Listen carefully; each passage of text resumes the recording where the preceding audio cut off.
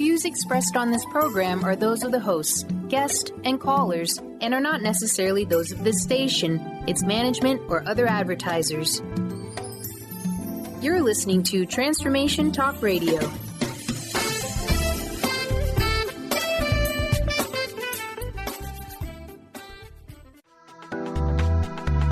This show's audio was via a Skype call.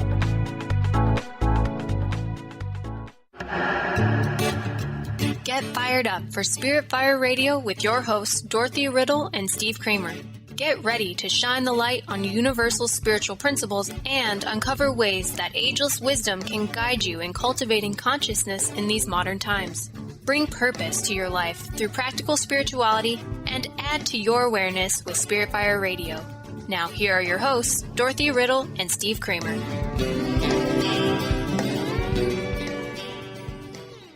Hello, listeners. Welcome to Spirit Fire Radio. My name is Steve Kramer, and I am joined today and every week by my lovely co-host, Dr. Dorothy Riddle. Hi, Dorothy. Hi, Steve. It's great to be here today. It's wonderful to be with you and to be starting a new month, yeah? Yes. Very exciting. It is. Cosmic Citizens. Cosmic. We're going to go cosmic, galactic, universal.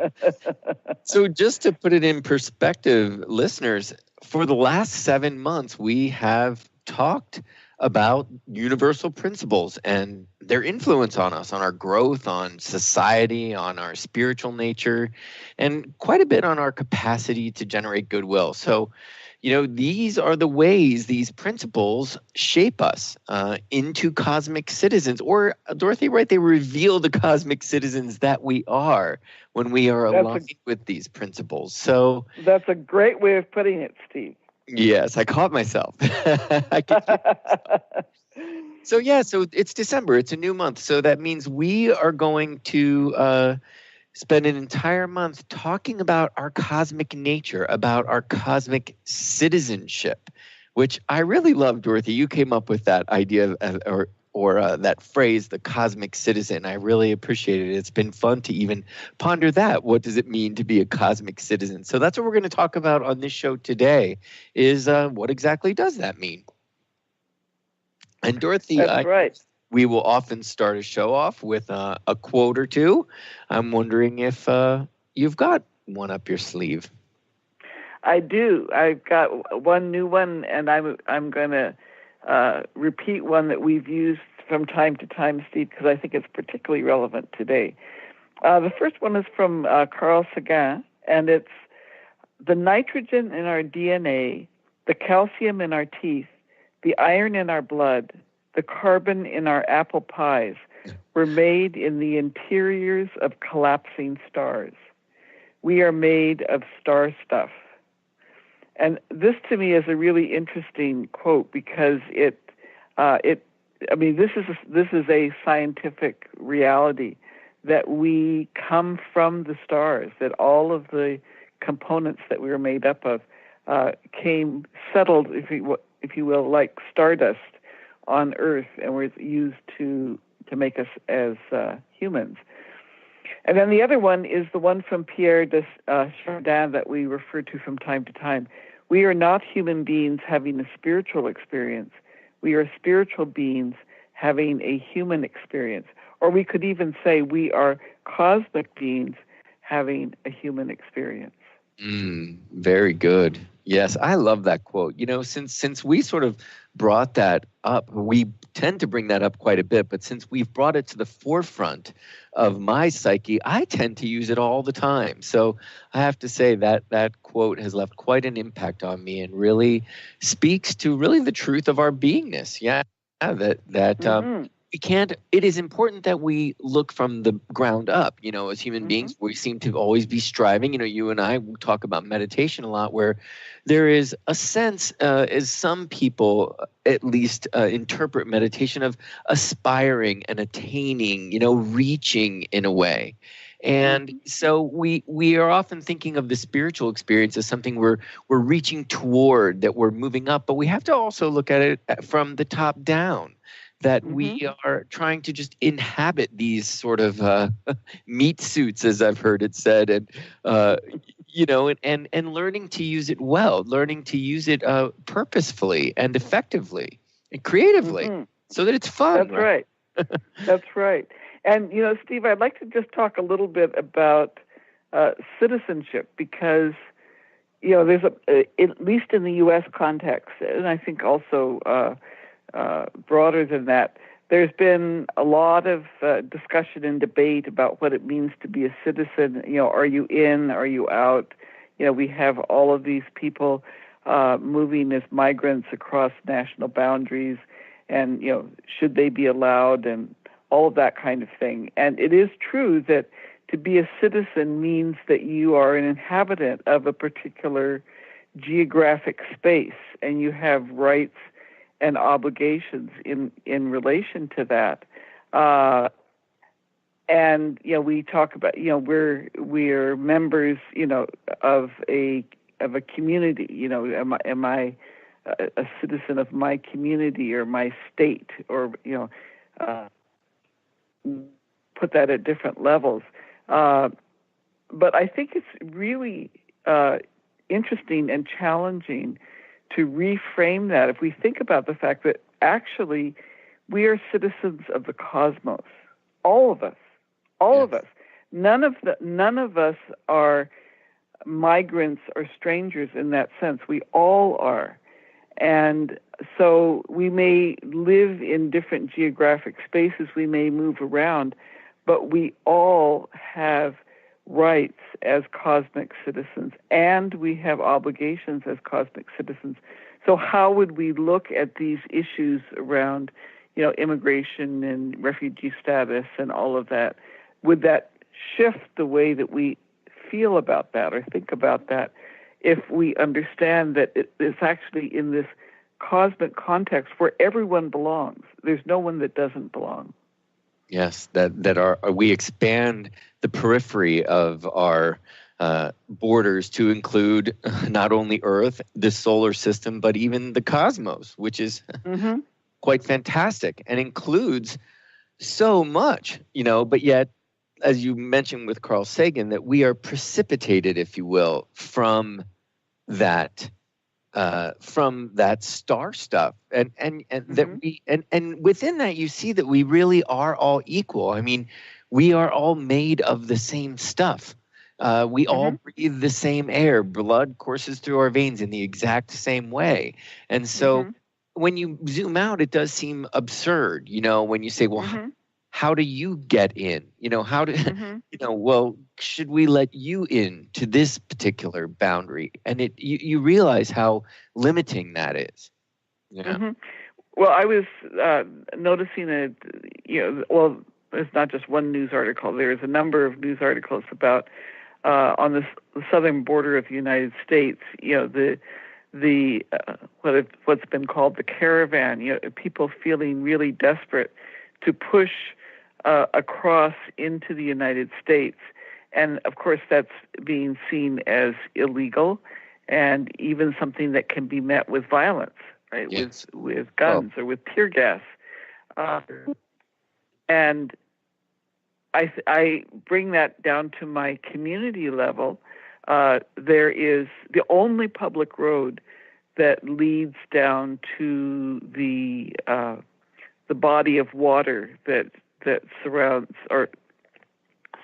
part of the town where I live. The only public road has been closed off because, and there's controversy around that, and there's like a yellow fence there and stuff. And I know I myself have thought about going down, because I like going down to the waterfront, going down and pushing that aside or pushing through that so that I have access. I mean, I'm a property owner here. Why shouldn't I be able to do that? So if you take that again to that more cosmic level, why shouldn't the people who have walked to the United States be able to continue to walk right on across?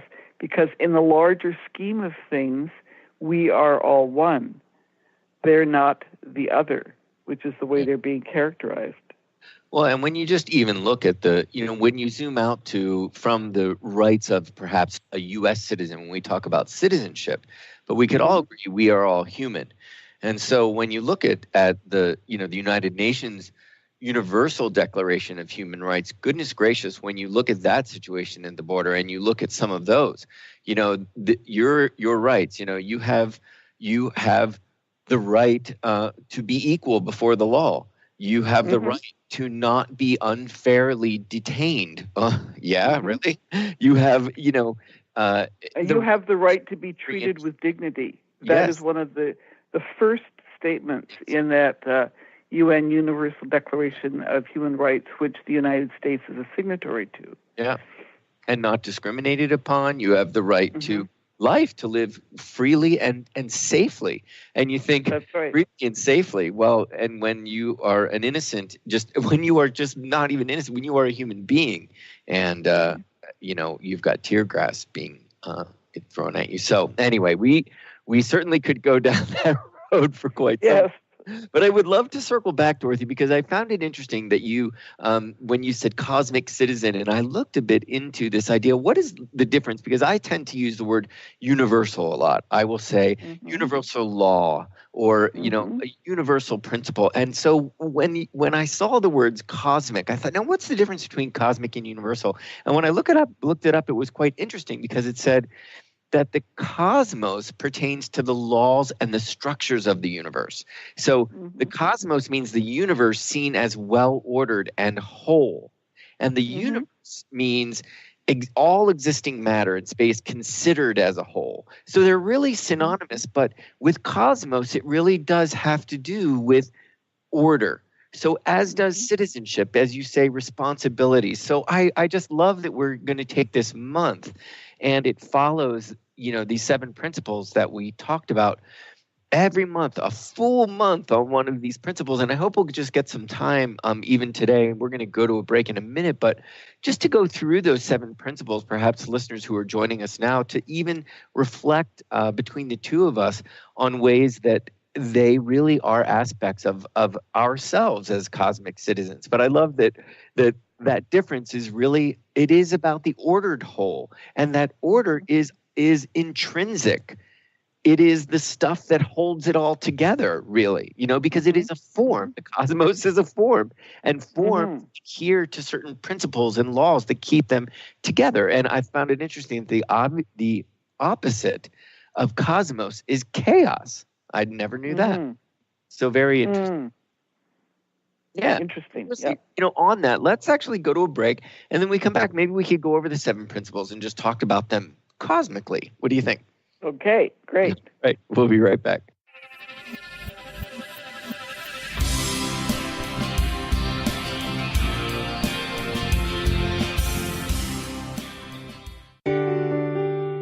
Hi, I'm Barbara Scheidegger, clinical hypnotherapist and founder of Swiss Hypnotherapy. And this is a tip with purpose. Being wrong or making mistakes is human. What have you learned from it? Start laughing about the silly things you did. Yeah, laugh about it. Being happy is more important than being always right. Start listening to your feedback. Be willing to redefine yourself every day. Communication with yourself and others who already are successful in their lives. Stay balanced. And when you fall off the wagon, don't dwell on it. Just hop back on. Forgive yourself. Admit what you did. Move on and smile. I hope this tip helps you. You can reach me at 323-999-4775 or at my website at swisshypnotherapy.com.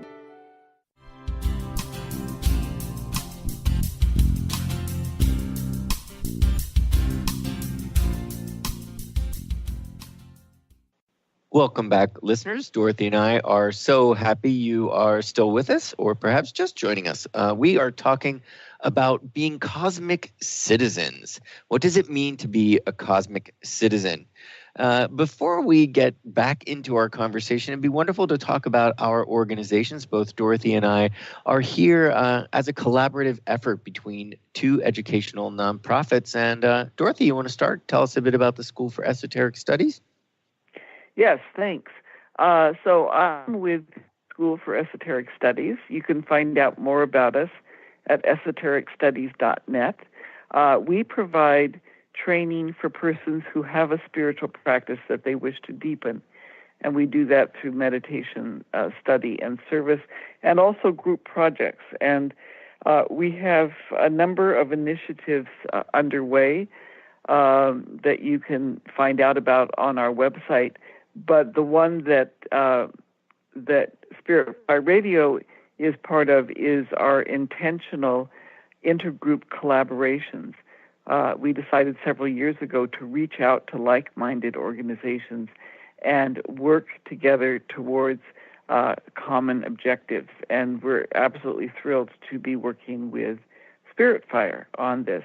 If you are listening and you belong to a group that would like to work with the School for Esoteric Studies on any particular project, please look at our website and be in touch with us, and we would be delighted to work with you. Our most recent project, which you'll find if you go to esotericstudies.net, is we're calling Inclusive Social Action, which is how do we say this is not okay to harm that is happening without increasing the divisiveness. So we have a white paper on that, and we are very interested in any comments or thoughts people have in that regard. We'll be issuing 2 more white papers. Again, that's esotericstudies.net. Awesome. Thanks, Dorothy. Yeah, lots of wonderful stuff on that website. And I believe the white paper is right there if you go to the homepage, yeah? That's right. Yeah, wonderful stuff. Great work. So indeed, we have in common our 2 organizations, Spirit Fire and the School for Esoteric Studies, a goal of finding ways to teach people the importance of awareness, of consciousness, and finding ways to incorporate that into everyday life, showing people that that can be done, that it is effective and worthwhile. And at Spirit Fire, we primarily do that through meditation. We've got a meditation retreat center in Western Massachusetts. We've got our own meditation program called the Practice of Living Awareness, and that is a free online meditation practice. We're doing new meditations as podcasts all year long, and then we do retreats throughout the year that support that practice. And one retreat builds on the next. In January, we start a new year, so a new round of meditations and a new round of retreats. We begin with a retreat called Intentions, which is meditatively setting the intention for the new year. We talk about intention quite a bit on the radio show, so that's going to be a great retreat, and I'm sure influenced quite a bit by all the work we've done here. So if you want to find out more about Spirit Fire, we also do online classes and programs. You can find out more at spiritfire.com, and we are just totally thrilled to be doing this collaborative effort of Spirit Fire Radio with the School for Esoteric Studies. Wonderful. So, Dorothy, let's talk a bit about the 7 principles, shall we? Yes. So the first principle, for those of you that, this will be reviewed for those of you who have been listening with us through this sequence, and perhaps new for those of you that are just joining us. The first principle is interconnectivity, that we are, in fact, all part of this cosmic energy wave, this web. This is something that is not just a kind of metaphysical thought, but is something that quantum physics has verified, that there is this one large energetic field that we are all part of. And what we do affects the entire universe in some cosmos in some sense. I'm going to try to make sure to use the word cosmos, especially after you linked it up to the ordered whole, Steve. Yeah. Well, I also, in relation to Carl Sagan, he's actually so related to that word cosmos, and that really, it is factual that we are a part of this of the greater whole. We are not only connected in the building blocks of the cosmos, but we are connected quite literally as energy. I mean, it is a fact, as you say. Yeah. Well, and people may not be aware of it if they don't think about the world from this perspective, but we are actually waveforms of energy. So there's this energy field, and we are literally part of the energy field. We experience ourselves as having, a concrete manifested form, but it's really, just like sometimes people talk about the fact that we forget that a lot of this form is actually water. The form itself is actually an energetic wavelength.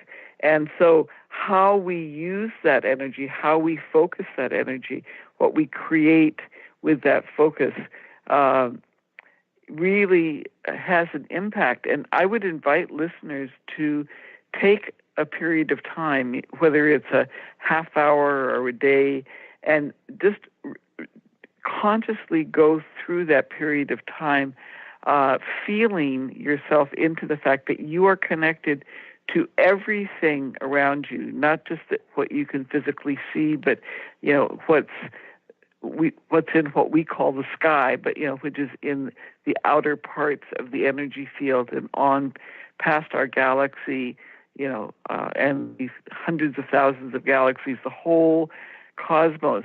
It's a humbling experience, and it's a very uplifting experience. And thrilling. Thrilling. And, I would say, Dorothy, it can be as simple, it can sound very complex, and really a stretch, like stretching your mind to realize, we're all made of stars. But simply smiling at someone, when you smile with someone, you become connected with them. You have chosen to affirm a connection. And in a sense, you are creating within this great form that is the cosmos, because a smile, it connects, and you can sense, it creates further potential. It invites. When you smile with someone, you're creating the potential for more. You're saying yes, to not only that connection, but to expanding upon that experience. So I say, just go out and try it, from your heart, from a place of alignment, like in your own truth. Really smile with someone, and you are aligning with the cosmos in its expansive nature, in its nature of interconnectedness as well. So, smiling is actually really, I think, flexing your rights as a cosmic citizen. Well, and that leads us right into the second principle, which is participation, that we create our reality in a very real sense. We create it through the choices that we make and the focus that we hold, through the actions that we take. In the United States, there's just been this very incredible election process that's gone on, and everyone who has voted, if they were able to vote, has had an impact on what the outcome is, or we hope they will. There's a couple places where that's still being decided, but it is true that we're not insignificant, right? What we do and the choices that we make do precipitate a particular reality. Yes, and even those who have gotten in the way of participation were participating in something else. They were creating a reality as well. And good for us today in the cosmic sense that we seem to be all wanting to participate in the truth and exercise our rights, our democratic rights. And we're starting to see a lot of that which might have been obscured or hidden come to light as a result of participation coming to the forefront on every level. It's every thought, every word spoken, every intention, good or bad, every choice you make, and sometimes even that choice is inaction. All of it creates your reality. A simple thought, it as you say, it precipitates and it magnetizes. Yeah. And that itself can be kind of humbling. if we really take seriously the fact we are part of the process of reality creation. Yeah. The third principle is one that may be a little bit more difficult to wrap our minds around, and this is nonlinearity. We know, again, from science that our world kind of linear time that we think about. We use the continuum of past, present, and future to organize our experience, but that doesn't mean that that's actually the way things happen. What we know is that we have a quantum reality where all kinds of probabilities coexist at the same time. Yes. And there's some interesting implications of that. For me, one of the most important ones is that we can actually heal the past. We can reach back in time, in what we think of as time, and bring experiences into our present reality and think about them differently, feel about them differently, experience them differently, and they actually then reside in our memory in a different way. And this, I'm just going to take a little sidestep, Steve, because I find this so fascinating. When I was in graduate school, the way I was trained about the mind and about memory was that memory was like a filing cabinet, right? You just stuck things in and they stayed there, and then they might dim a little bit, but basically they were there. But actually what happens is that what our body does is it stores our experience in a number of different places, and then it recreates it for us. And based on our current emotional space and our current assumptions and our current beliefs, that may go together in quite a different way. So again, it's not a static time sequence. It's a very living presence. Present. Nice. I also find it's interesting, when we think of time as a marker, it helps us sort of understand our past and our future and make sense of that as it pertains to us. But when you think about everybody, I love that nonlinearity follows precipitation. Goodness gracious, I'm tripping over my words. Nonlinearity follows participation. That we are all participating in creating this reality. And so when we are 7 billion souls all creating this world and this reality around us, it is linear maybe from our own perspective, but as we all are doing this together, you can kind of sense it's got quite this sort of organic, morphic sense to it when you realize we're all coming into contact with each other's creations at all times, at different levels, in different ways. And so this creation of reality can't be linear, really. It's quite organic. It's not so structured. It's just a little bit of a different way of looking at that idea of nonlinearity as well. I think another thing that may help our listeners grapple with this idea of nonlinearity is the linear model, and our clocks, our timepieces reinforces is that all of these minutes and they're the same interval over and over and over again. But if you actually reflect on your own experience, you'll know that it's not that. Sometimes you feel like you're running out of time, right? Things are moving so quickly. And other times you wish they would, but you're waiting for something and it's taking forever, and time just seems to drag on. And then you look at the clock, and from the clock's perspective, there's only 3 minutes that's gone by, and you're sure it's at least an hour.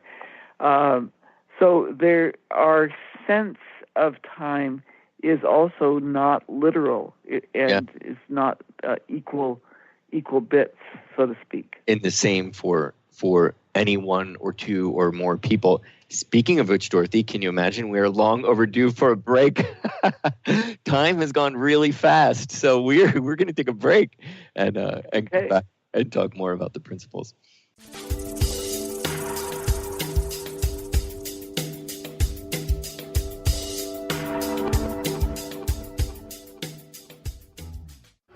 Hi, I'm Steve Kramer of Spirit Fire Radio, and I believe that meditation changes everything. It leads us in the direction of greater well-being, and that's a fact. I struggled with meditation for years. I understood the principles, but I found it hard to incorporate them into my everyday life. Spirit Fire's meditation practice changed that. It's called the Practice of Living Awareness, and it's taught in 14 steps. These are 14 tools that I can use in any moment, on and off the cushion. Steps like smile, flow, and ground of being support my clarity of mind while I'm navigating the ups and downs of modern life. That's why it's called the Practice of Living Awareness. If you'd like to add meditation to your daily experience, the Practice of Living Awareness is free, online, and it's suited for any level of practitioner. Visit spiritfire.com for more information. And be sure to check out Spirit Fire's meditation retreats in Western Massachusetts. It's all there at spiritfire.com.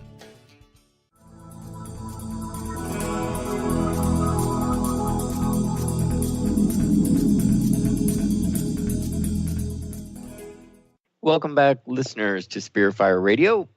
My name is Steve Kramer, and I'm here with my co-host, Dr. Dorothy Riddle, and we have been talking about 7 principles that underlie our reality, universal principles, that together, these principles really reveal the ways in which we are all cosmic citizens that are hopefully, leveraging these principles to creating a better world and just creating a more creative and exciting day for ourselves, right, Dorothy? and Right. And more. So far, we've talked about interconnectivity, participation, and non-linearity. So there are 4 more principles, and non-duality is the next. We spent an entire month. That was a great month talking about non-duality. And Dorothy, you want to perhaps just have a run with it?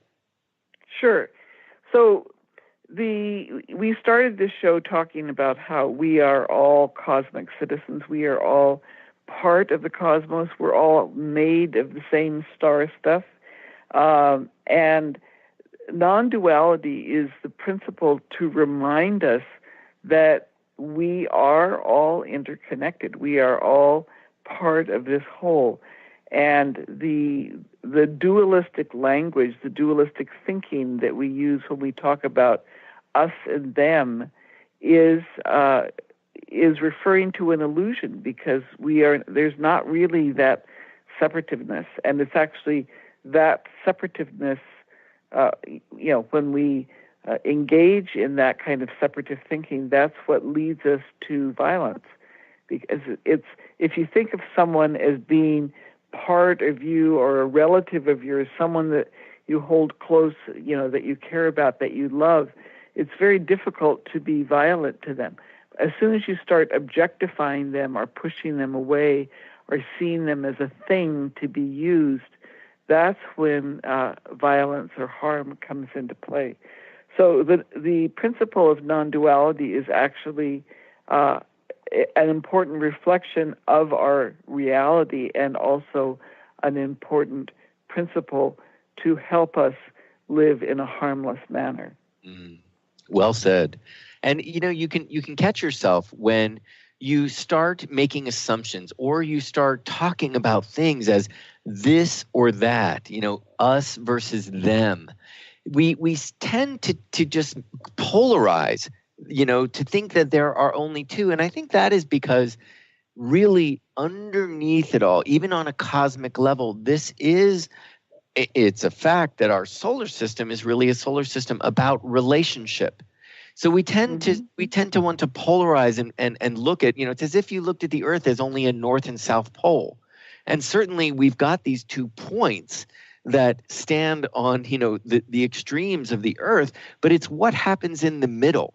So it's when we tend to reduce somebody or a situation or anything down to its smallest form, and then put it against another thing as a way to define it.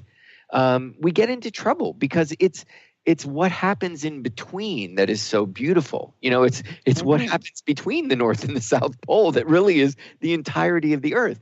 And I love thinking of that in cosmic terms, because if you think of physics, so much of the universe is electromagnetic, and that needs a positive and a negative to create the electromagnetic field. But it is within that field that form actually happens, that relationship happens, that manifestation happens, that we actually can see the stuff that is created by these polarities. So, non-duality is wanting us to not only look at the two extremes, but realize that the world and our experience within it is very complex, and we need to not reduce it down. And when you see it as complex and you look for the gray, you look for that which happens in between the two, I find it generates curiosity, it generates a sense of wonder.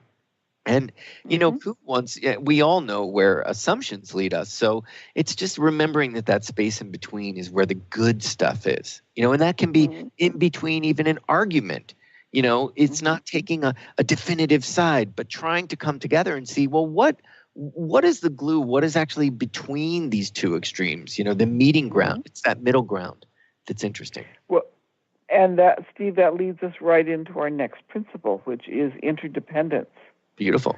That we are not independent actors. And this is, again, I was trained as a psychologist, and at that time, the idea of being an independent adult was the be-all and end-all. That you grew from dependency into independence. But actually, what I've come to understand is that maturation takes us on to interdependence. Yeah. Because, again, all of our thoughts and feelings affect other people. And we can, it's not just us, it's also, we are interdependent with, for example, the earth, which is a living organism that tries to provide a home for us, but we're not necessarily as cooperative as we could be. Yeah. In the manner in which we live here. Well, and I find that is a wonderful bridge, actually, to the last two principles. And we could actually talk about those three all together, which is adaptability, that the earth is constantly trying to adapt to our way of imposing upon it, quite literally. And it is, we talked quite a bit that month about survival is that adaptability is necessary for survival, that the change is inevitable, and we've got to, the species that survive and thrive are the species that learn to adapt. And so it is recognizing that interdependence and then being able to adapt with the other, so that you are constantly in a state of flow and co-creating together, not working against, but working with, which is adaptability. Flexibility, I think, is a good word too, that we came up with quite a bit in that month.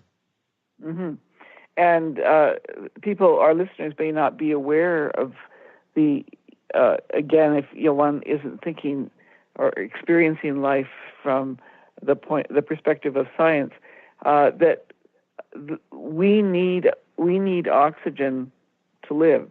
But we need a certain mixture of elements that we take in, and because we're not usually breathing pure oxygen, and we do lots of things. We put lots of things into the atmosphere that affect the balance of the elements that are there, and the earth rebalances for us and provides us with what I think of as relatives, like trees that help to clean the air, or other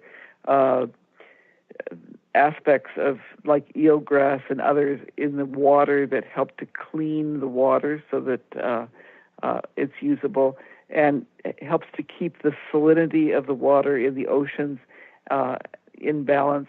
Now we can see the effect of when we push the boundaries too far, and we are not acting in a collaborative and cooperative way, and then the earth says, "Okay, forget it. I've adapted for a while, but I'm not adapting any more than this. This is your problem." And basically, now it's your turn to adapt, or else, right? You will be forced, and it really does come down to that. that Mm-hmm. you realize that you aren't quite as important or big or as you think when you watch devastation that happens, and the earth just takes back her land and takes back Mm-hmm. her prowess, really, Mm-hmm.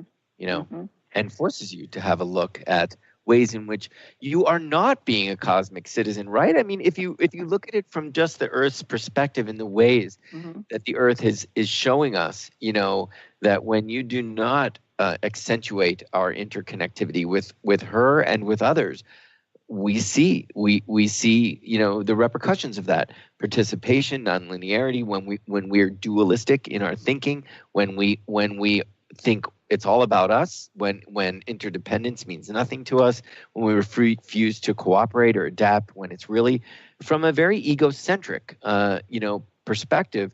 We see right away that we're just not aligned cosmically, that Mm-hmm. you feel and you see the effects quite quickly these days, it seems. It feels like there's something going on, that it almost feels exaggerated, the ways in which when we don't really align ourselves with these principles, we really do see the results quite quickly and dramatically. Would you say so?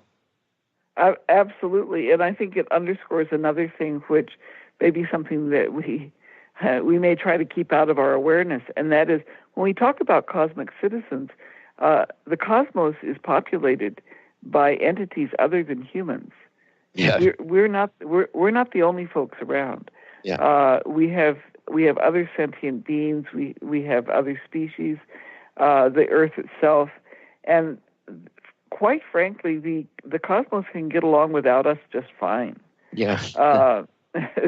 So if we want to stay here, we need to play nice, so to speak. We need to remember that we're part of a group. We're not here just on our own. What I also think is a wonderful point to bring forward, and certainly both of our organizations really are rooted in the ageless wisdom, which really speak quite a bit about our purpose. Not only the purpose of the human kingdom, but the purpose of the planet Earth within the solar system, the purpose of the sun, and the energetic, even the qualitative purpose of the beingness, if you look at our solar system as a form. If you look at the solar system as a form, you see that it's got the sun as its center. It's got these rotating planets around it. It's got fields. It's got life. It's got a consciousness of in and of itself. If you look at an atom, if you look at a cell within a human body, they all have the exact same structure and form. So to think that the solar system doesn't have not only an intelligence but a purpose would just be, first of all, ignorant, a bit short-sighted, and maybe just not something you've ever considered.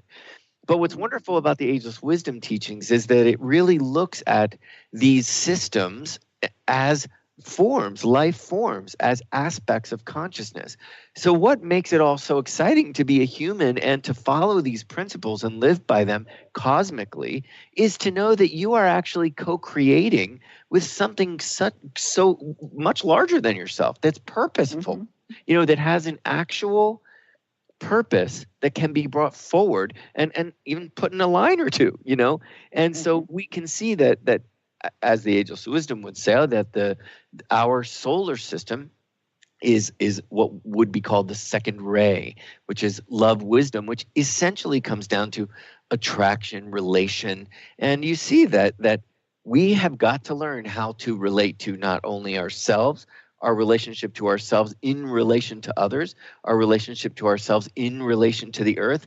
But as you come to learn these principles, you realize that you're not only just learning how to get by with ease and be creative and productive and purposeful, but you're actually aligning with the cosmos, right? I mean, it's quite exciting when you look at it from that perspective. It gives me at least such wonderful incentive that, wow, my place here on the earth is actually purposeful, that I can contribute in a way that aligns with the purpose of not only the human kingdom, but the planet Earth. And not only the planet Earth, but the solar system. Not only the solar system, but the cosmos. It really is that dynamic and wowing, really. Speechless. We have the. Did I leave you speechless? that one kind of No, Dorothy. No, I was wondering if there was time before the break to talk about cooperation. Totally. So this is the seventh principle, and it certainly relates to interdependence and adaptability, as you mentioned before.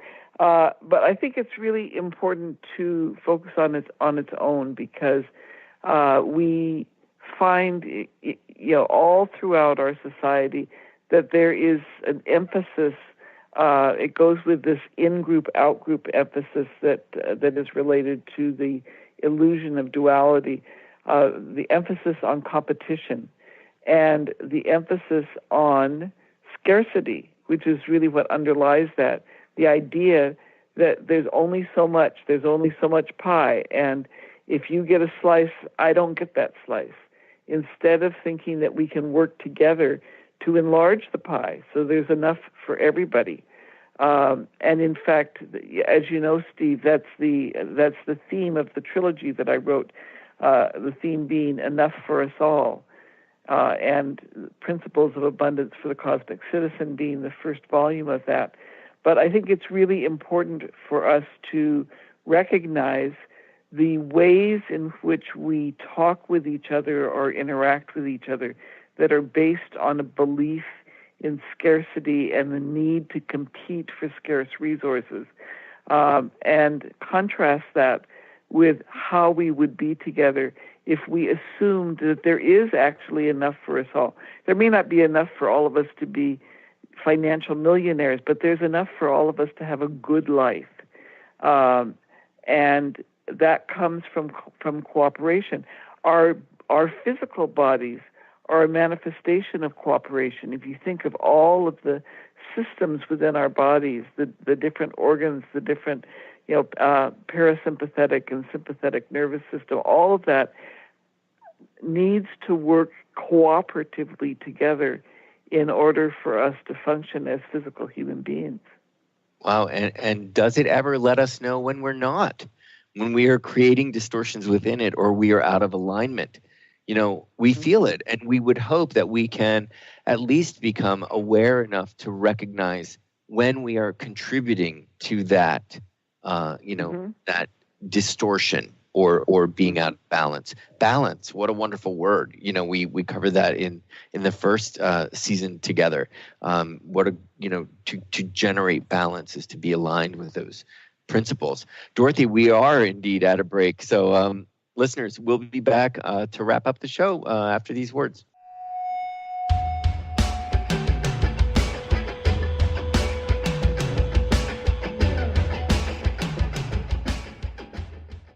Love Living Radio Ignite Your Whole Being with Emily Perkins is a show for those looking to explore the sparkling magnificence of their inner selves. Tune in every second and fourth Wednesday at 4 p.m. Pacific as Emily sheds a radiant light of love on the beauty and power that resides within you.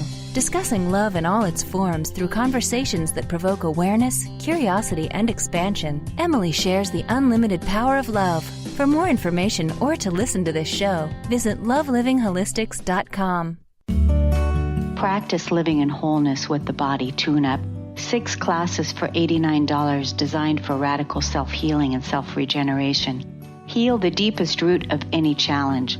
The mental body was programmed in negativity, not good enough, separate from source. You're too much, you'll never make it. The emotional body holds all the pain and trauma of emotional suppression, all the pain from this life and life's past.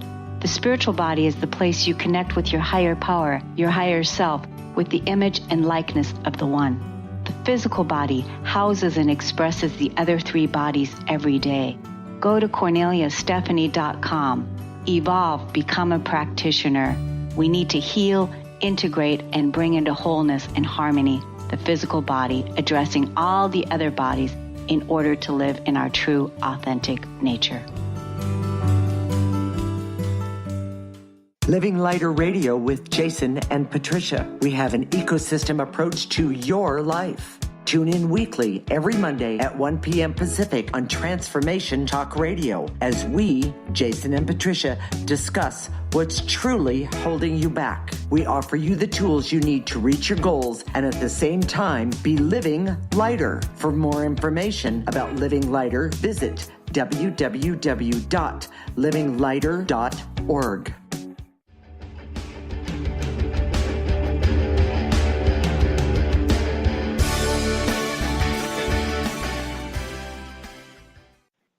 Hey, welcome back, listeners. We are back talking about being a cosmic citizen. Dorothy, do you want to just go right into this last segment?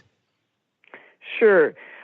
Because what I want to do, we talk about cooperation, and when we talked about interdependence, we referenced the fact that, we're not the only ones here. We're not the only ones that matter.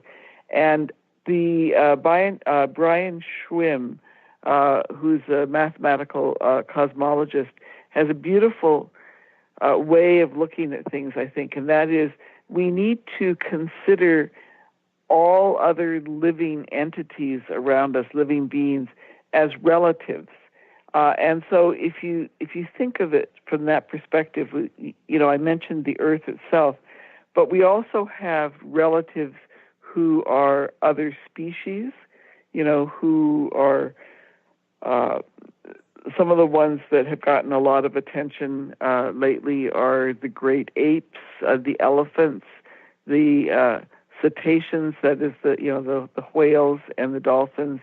These are all species that are themselves highly intelligent, highly social, exhibit all of the characteristics that we attribute to personhood, which is being intelligent and competent, being warm, having relations with others, and having self-awareness. These are some that have that, but it goes much further. I mean, it's really fascinating once you dig into this to see all of the different types of animals that actually exhibit this, and then we move into plants. And there's plenty of research showing that plants are intelligent. They're quite social. We're not as aware of them because their communication is primarily chemical, and that's not how we communicate. But they are certainly there. The hidden lives of trees, which I talked about a couple weeks ago, talks about the intelligence of trees, the ways in which they work together, the ways in which they support what would be seen as competitive species, because they know that together they can create an environment that is healthier for all of them. And we have some initiatives on the international arena to try to underscore this. We have a river in New Zealand and a couple of rivers in India that have been declared as persons. In other words, having the legal rights of persons. Bolivia and Ecuador have both put into their constitutions language about the earth having rights. So we're starting to have this awareness that at least within our planet, that there are other forms of intelligence, other forms of self-awareness that are not human, but that are as important and make critical contributions. It's having reverence, I find, is such a key word, with nature and with plant forms. It's spending time really generating a bit of gratitude and appreciation for the uniqueness of the qualities that they possess, and that we are living with and amongst them. We are interdependent. They are necessary for us to even be here on this planet, and we have to take the time to generate reverence. And I just love the word reverence. Gary Zukav in a wonderful book, Seed of the Soul, he's got a great, I'm going to just paraphrase it, but he's got a great definition for reverence, and it's moving beyond the shell of a form, and that could be a person, a tree, a rock, the planet Earth, moving beyond the shell and into its essence. And so, as we spend time contemplating or just being with and generating reverence for planet Earth, for Gaia, for rivers and trees and streams and rabbits and hawks and clouds and water, we really, when we get into the essence, we realize that aspects of these beings live in us, aspects of us live in them, and it really does help us feel integrated, feel interdependent, and feel a part of it, and then generates respect. And it then moves us toward, as we're going to talk about next week, our moral compass, so that we treat these beings, rivers, trees, the planet Earth, with respect. That helps guide us. Once we generate this reverence, I find that then we have some guidance as to how to relate. Gosh, just watch it. David Attenborough, is it Planet Earth, I believe it's called? You just can't watch that without just your jaw dropping at the magnificence and diversity of the planet Earth. Beautiful. Mm-hmm. Well, and I was thinking about this last night. I was driving back from a meeting, and I was driving towards this very dramatic sunset, which I could experience, and label as a sunset. But for me, there's a whole other dimension if the way that I think about it is that the Earth is dressing itself in this beautiful display. Oh. That it has organized this beautiful display for all, for the whole community that lives here on Earth. These wonderful colors, and display. It just gives it a different kind of dimension for me. Cosmic. Yeah, exactly. Cosmically. Exactly. Dorothy, we really are at the end of the show. I just have to say one more word, and that is to link to next week. Yes. That part of what we're getting at here is the need to learn to focus on the common good, and that's what we're going to pick up next week. Beautiful. Yes, reverence and having that sense of awe, then leads to that interconnectedness, and you just want to treat it, others, and you want to be here, right? You want to be here in a way that works for all. So, Dorothy, thank you so much. That was a great show. Thank you, Carter, to our producer, for keeping us in line.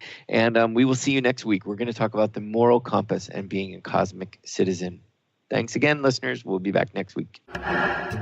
Thank you for listening to Spirit Fire Radio. Tune in each Wednesday at 9 a.m. Pacific, 12 noon Eastern for your weekly guide to purposeful living and practical spirituality. Join hosts Steve Kramer and Dorothy Riddle as they shine the light on universal spiritual principles and uncover ways that ageless wisdom can guide you in cultivating consciousness in your everyday life. Add to your awareness with Spirit Fire Radio. To learn more, visit spiritfireradio.com.